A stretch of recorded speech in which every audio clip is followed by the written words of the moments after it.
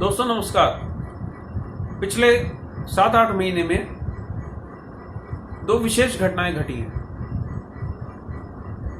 एक घटना तो ये घटी कि काउंसिल फॉर आर्किटेक्चर की नई टीम आ गई। काउंसिल फॉर आर्किटेक्चर में चुनाव हुए। काउंसिल फॉर आर्किटेक्चर के प्रेसिडेंट हबीब खान जी बने और वाइस प्रेसिडेंट सपना जी। हबीब खान जी महाराष्ट्र के रिप्रेजेंटेटिव हैं, काउंसिल में सरकार के नॉमिनी हैं, और सपना जी चंडीगढ़ से हैं। एग्जीक्यूटिव काउंसिल के नए मेंबर्स आए, अलग अलग स्टेट्स को रिप्रेजेंट करते हैं। और एक दूसरी घटना जो घटी वो थी, सुप्रीम कोर्ट का फैसला आया आर्किटेक्ट एक्ट के सेक्शन 37 के बारे में, जिसमें कहा गया कि आर्किटेक्चरल सर्विसेज पे सिर्फ आर्किटेक्ट्स का हक नहीं है। क्योंकि नई टीम आई, लोगों की नई आशाएं जुड़ी, लोगों की नई आकांक्षाएं बढ़ी, और कुछ समय बाद ही सुप्रीम कोर्ट का एक ये चौंकाने वाला फैसला आ गया, तो नई टीम की जिम्मेदारियां भी और बढ़ गई। चर्चा शुरू होने लगी जगह जगह कि या तो सुप्रीम कोर्ट में रिव्यू पिटीशन लगाई जाए या आर्किटेक्ट्स एक्ट में अमेंडमेंट किया जाए। आर्किटेक्ट्स एक्ट में अमेंडमेंट पे काउंसिल ऑफ आर्किटेक्चर के विद्वानों ने काम करना शुरू कर दिया और लोगों से सुझाव मांगे। काफ़ी सारे सुझाव इनके पास आए। उन सुझावों को इन्होंने कंपाइल करके उस पर जगह जगह चर्चा शुरू करी। अलग अलग वेबिनार्स में काउंसिल के प्रेसिडेंट साहब का मैंने दृष्टिकोण सुना, समझा, और हाल ही में काउंसिल ऑफ आर्किटेक्चर के प्रेसिडेंट साहब का एक इंटरव्यू आया सोशल मीडिया पे, जो एक नौजवान आर्किटेक्ट ने तकरीबन 1.5-2 घंटे की बातचीत उनसे करी। आइए समझने की कोशिश करते हैं कि काउंसिल का इन सारे मामलों पे क्या दृष्टिकोण है, क्या उनकी योजनाएं हैं, और क्या आपकी और हमारी आकांक्षाएं पूरी करने में ये काउंसिल की नई टीम सफल हो पाएगी। ये 1.5-2 घंटे के इंटरव्यू में जो एक सबसे विचित्र बात थी वो ये थी कि जो सवालों के जवाब देने वाला था वो प्रसन्नचित था, यानी हमारे काउंसिल के प्रेसिडेंट साहब, और जो सवाल पूछने वाला इंटरव्यूअर था वो थका हुआ, परेशान सा दिखाई दे रहा था, जैसे सारी मुसीबतें उसी के सर पर हैं, जबकि होना उल्टा चाहिए था। जिसको सवालों के जवाब देने हैं उसको चिंतित होना चाहिए, उसको विचलित होना चाहिए। बहरहाल हम व्यक्तिगत टिप्पणी नहीं करेंगे। जो चीजें मुझे समझ में आई उनकी मैं चर्चा करता हूं। एक तो चीज ये समझ में आई कि न्यू एजुकेशन पॉलिसी आने के बाद council of architecture regulatory body नहीं रह जाएगी। दूसरी चीज ये समझ में आई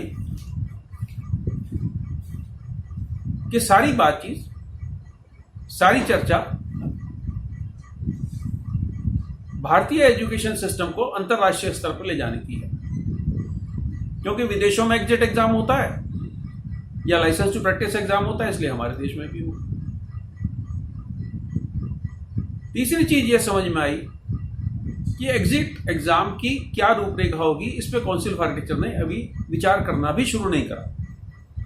ये किस तरीके का एग्जाम होगा, थ्योरी एग्जाम होगा कि प्रैक्टिकल एग्जाम होगा, कितनी देर का एग्जाम होगा, इसमें किस तरीके के सवाल पूछे जाएंगे, इसकी कोई परिकल्पना, कोई रूपरेखा इनके पास अभी नहीं है। एक और चीज समझ में आई कि काउंसिल ऑफ आर्किटेक्चर एक मैनुअल तैयार कर रहा है, एक विशाल मैनुअल, जिसमें आर्किटेक्चरल सर्विसेज के बारे में और ढेर सारी बातों के बारे में बताया जाएगा, जिससे काउंसिल के प्रेसिडेंट साहब का कहना है कि बहुत सारी समस्याओं का निवारण हुआ। मैं नहीं समझ पाया कि मैनुअल जनता के लिए है कि आर्किटेक्ट्स के लिए। अगर जनता के लिए है तो जनता तक इसे पहुंचाओगे कैसे? कोई व्यक्ति जो पानीपत में अपना मकान बना रहा है या हल्द्वानी में अपना मकान बना रहा है, क्या वो आपका मैनुअल खरीदेगा? या कोझीकोटे में वो मकान बना रहा है 200 गज का, 250 गज का, 300 गज का, वो सारा आर्किटेक्चर या सारी आर्किटेक्चर सर्विसेज को समझने के लिए आपका मैनुअल खरीदेगा? और क्यों खरीदेगा?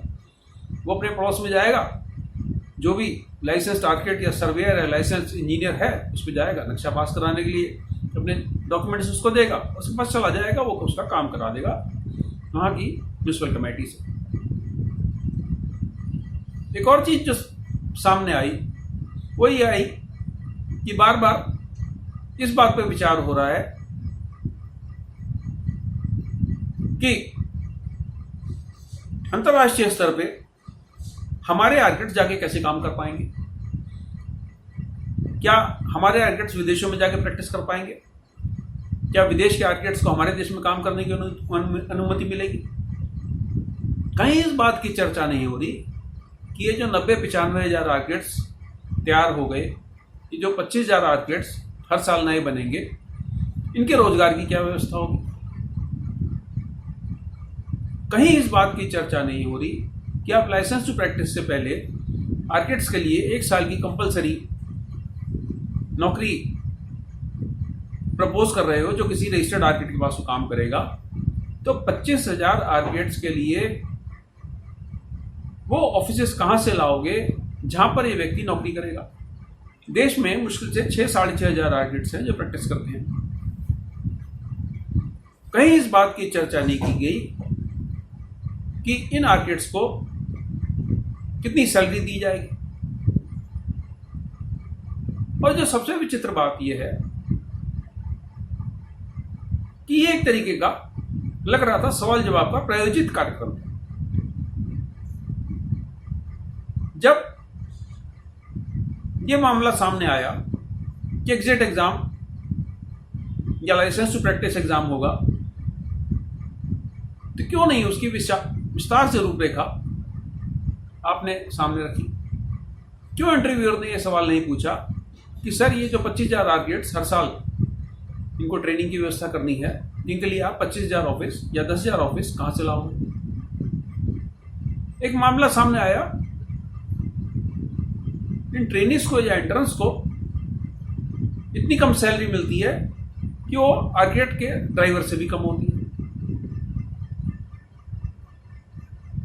इस बात के लिए दोषी ठहरा दिया गया उन आर्किटेक्ट्स को जो कम सैलरी देते हैं।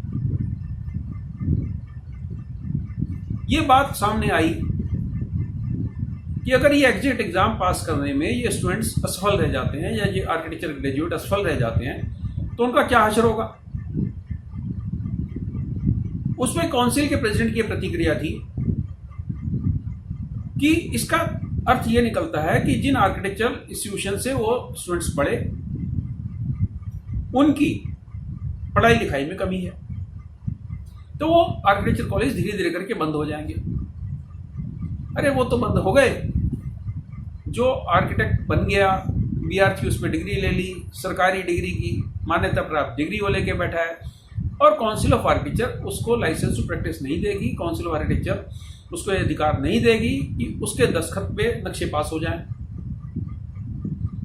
और देखिए मजेदार बात, कोई व्यक्ति जिसने 10वीं पास करी है वो सिविल में डिप्लोमा कर लेता है, म्यूनसिपैलिटी उसको लाइसेंस दे देती है, लाइसेंस टू प्रैक्टिस, कि अपने क्षेत्र में, आसपास के क्षेत्र में और बल्कि दूर दूर तक एक विशेष साइज के मकानों के नक्शे बना सके, सबमिट कर सके, उनका सुपरविजन कर सके और उसका कंप्लीशन दिलवा सके।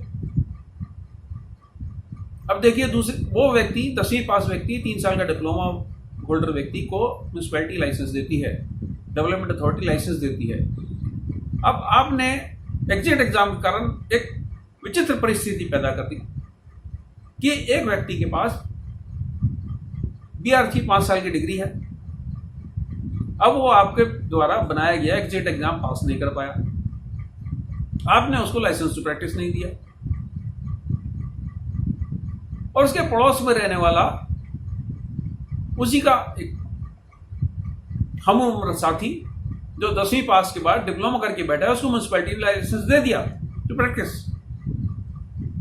इंस्टीट्यूट ऑफ इंजीनियर्स कोई ट्रेनिंग की व्यवस्था नहीं करती, कोई एग्जिट एग्जाम कंडक्ट नहीं करती। जिसने बी टेक की डिग्री ले ली या बी सिविल की डिग्री ले ली, सारे देश की म्यूनिसिपल कमेटीज, डेवलपमेंट अथॉरिटी उसको लाइसेंस टू प्रैक्टिस रजिस्ट्रेशन कर देती हैं और वो नक्शे पास कराएगा, बिल्डिंग बनाएगा। अब कैसी विचित्र परिस्थिति आर्किटेक्चर ग्रेजुएट्स के लिए पैदा करने जा रहे हैं। क्यों? क्योंकि विदेशों में होती है। अरे भाई, विदेशों में तो डिप्लोमा सिविल या बीटेक सिविल वालों को आर्किटेक्चरल प्रैक्टिस की भी तो इजाजत नहीं होती। कितने लोग हमारे यहाँ से विदेश जाएंगे जो वहां पर प्रैक्टिस करेंगे। उत्तर प्रदेश के एक छोटे से देहात का बालक 5 साल का डिग्री कोर्स करता है अपने निकटवर्ती कॉलेज से। वो सिर्फ उस छोटे से शहर में रह के मकान बनाना चाहता है, घर बनाना चाहता है, भवन निर्माण करना चाहता है। आप कहते नहीं, या तो तू अंतरराष्ट्रीय स्तर का बन, या लखनऊ की डेवलपमेंट अथॉरिटी में भी तो तेरा नक्शा नहीं पास होने देंगे। क्यों नहीं पास होने देंगे? क्योंकि तूने एग्जाम पास नहीं करा। तेरा पड़ोसी जो डिप्लोमा होल्डर है उसको म्यूनिसिपैलिटी लाइसेंस दे देगी। क्यों? क्योंकि नेशनल बिल्डिंग कोड में लिखा है। एक और चीज सामने आई, इंटरव्यूअर ने कहीं यह नहीं पूछा कि जिन कॉलेज का आपने इंस्पेक्शन करा उनकी इंस्पेक्शन में आपने सब कुछ सही पाया, उनको आपने कॉलेज चलाने की इजाजत दी, और उनके पढ़ाए हुए बच्चे एग्जिट एग्जाम पास नहीं कर पा रहे। उन कॉलेज ने तो फीस वसूल ली। बच्चे ने 5 साल अपनी जिंदगी के वहां खर्च कर दिए, पूरी मेहनत के साथ, पूरी हिम्मत के साथ, दिन रात एक करके उसने सारी पढ़ाई की, डिग्री हासिल करी। तो सजा किसको मिली? इंस्टीट्यूट को तो सजा नहीं मिली। इंस्टीट्यूट किनकी है? इंस्टीट्यूट तो व्यापारी वर्ग की है। जिसने आर्किटेक्चर कॉलेज खोला हुआ है, उसने इंजीनियरिंग कॉलेज भी खोला हुआ है, उसने फार्मेसी कॉलेज भी खोला हुआ है, उसने मेडिकल कॉलेज भी खोला हुआ है, और वो रियल एस्टेट में भी धंधे करता है। आर्किटेक्चर कॉलेज बंद हो जाए उसको क्या फर्क पड़ता है? एक और चीज देखिए, आप जनता जनार्दन से कहीं नहीं जुड़ रहे। किसी व्यक्ति को नहीं पता कि मेरे को भवन निर्माण कराना है, तुम किसके पास जाओ? वो क्या करता है? तो अपने आसपास के लोगों से पूछता है, या म्यूनिसिपल कमेटी या डेवलपमेंट अथॉरिटी के दफ्तर में जाके पूछता है कि जी आपके जो ऑथराइज आर्किटेक्ट्स हैं या ऑथराइज इंजीनियर्स हैं, उनकी मेरे को एक लिस्ट दे दो। और जो सबसे कम फीस लेता है या जिसकी काम उसको पसंद आता है, जिसका व्यवहार उसको पसंद आता है, उसको काम सौंप देता है। आप घूम फिर के एक ही बात बोल रहे हो, बार बार लगातार एक ही बात बोल रहे हो। हमें भारतीय वास्तुकला को अंतर्राष्ट्रीय स्तर का बनाना है। अरे जो 25,000 आर्किटेक्ट्स हर साल भर्ती हो रहे हैं आर्किटेक्चर कोर्स में, इन्हें विदेश में जाके नौकरी नहीं करनी, इन्हें विदेश में जाके रोजगार नहीं ढूंढना। ये एक बेहतर करियर ऑप्शन की वजह से आर्किटेक्चर में आना चाहते हैं, आर्किटेक्ट की तरह काम करना चाहते हैं, छोटे छोटे काम करना चाहते हैं। उसको एयरपोर्ट नहीं बनाना, उसको शॉपिंग मॉल नहीं बनाने। वो मात्र इतना चाहता है कि अपने क्षेत्र में, अपने इलाके में, अपने आसपास में जो हजारों लाखों मकान बन रहे हैं उनकी रूपरेखाओं बनाए, उनका सुपरविजन करे, उनकी कंस्ट्रक्शन की देखभाल करे और अपने समाज का, अपने क्षेत्र के, इलाके के लोगों का भला कर सके। मात्र 30, 40, 50 लोगों के लिए आप 25,000 आर्किटेक्ट्स का एग्जिट एग्जाम लोगे। कहीं इस बात की चर्चा नहीं हुई, इंटरव्यूअर ने कहीं से सवाल नहीं पूछा कि काउंसिल के जो पिछले पदाधिकारी रहे हैं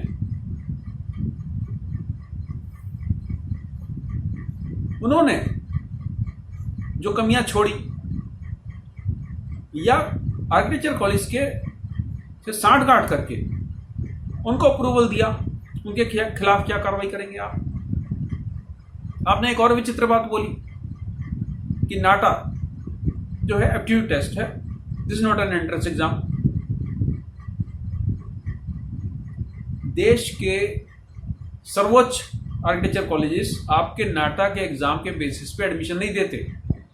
कोई एसपीए नाटा नहीं मानता, कोई आईआईटी नाटा का एग्जाम का स्कोर नहीं मानता, और कोई एनआईटी नाटा के एग्जाम का स्कोर नहीं मानता, जिसको आप एग्जाम नहीं बोलते, जिसको आप बोलते हैं एप्टीट्यूड टेस्ट। आप नाटा के पिछले 4-5 साल के पर्चे उठा लीजिए और जेई पेपर 2 का पर्चा उठा लीजिए, क्या फर्क है दोनों में?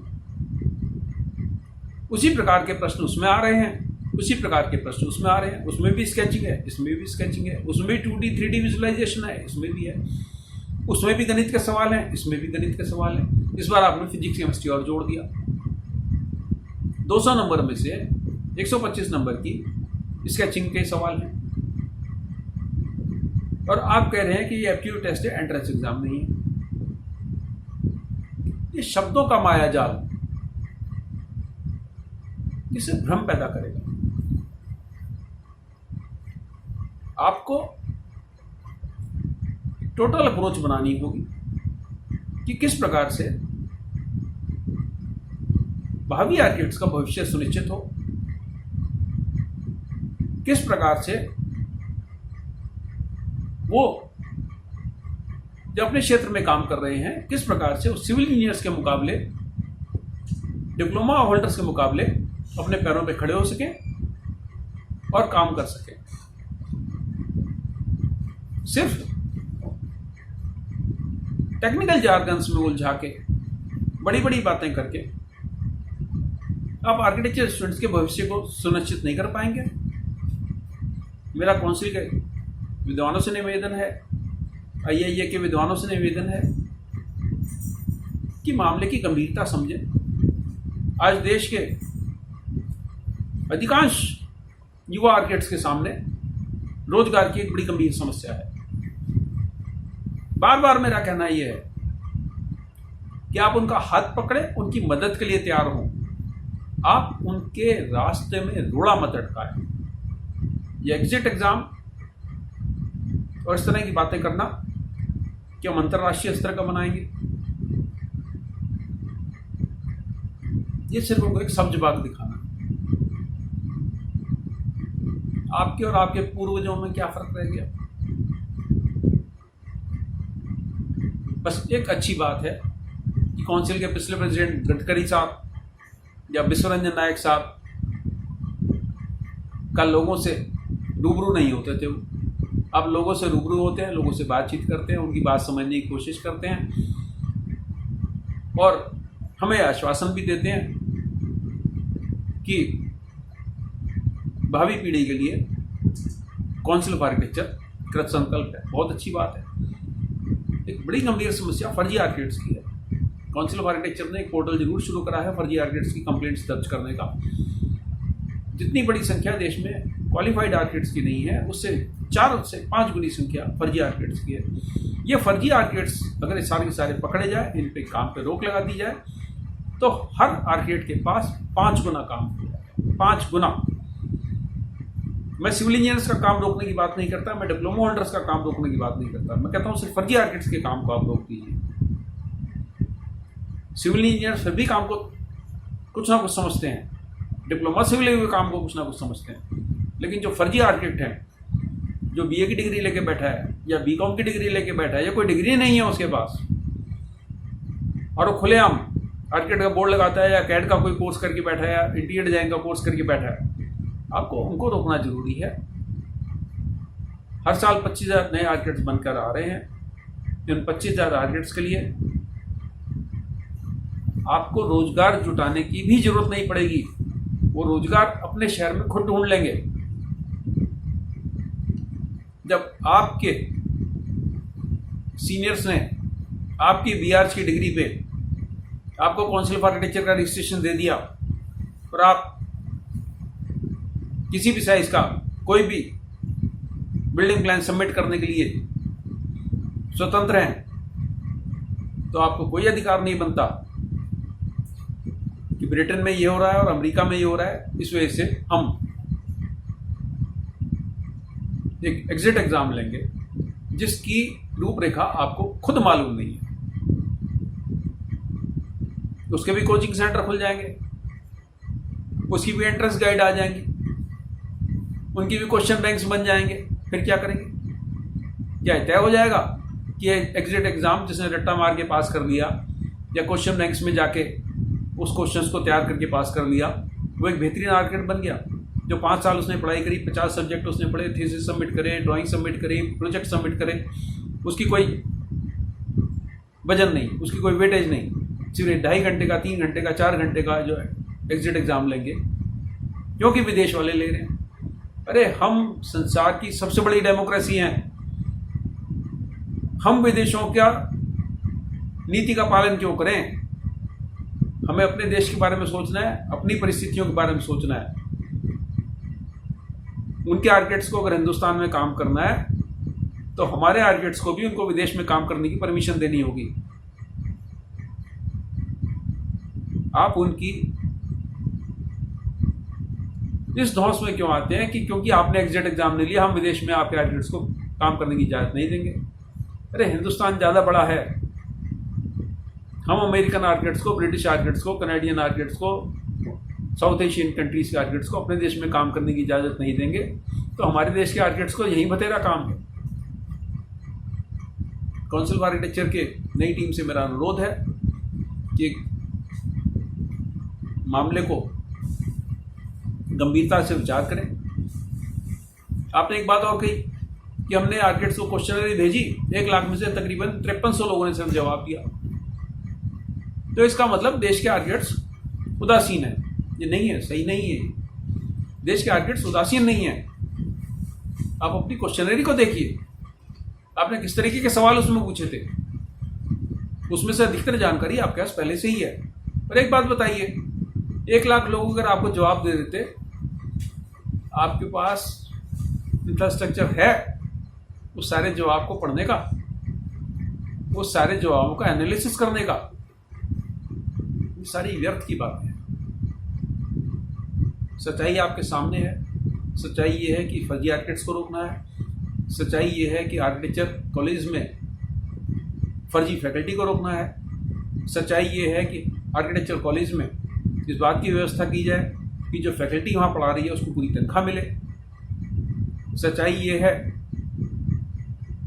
कि आर्किटेक्चर कॉलेज में कम से कम पूरी फैकल्टी की व्यवस्था हो, आर्किटेक्चर कॉलेज में पूरा इंफ्रास्ट्रक्चर हो। आज तो हालत यह है कि सरकारी कॉलेजों में भी ना पूरा इंफ्रास्ट्रक्चर है और तकरीबन 30 से 35% फैकल्टी की पोजीशंस खाली पड़ी हैं। जब पढ़ाने वाले वहाँ पर नहीं होंगे तो वहाँ से जो विद्यार्थी पढ़ के निकल रहे हैं, आप उनको कैसे दोष दे सकते हैं?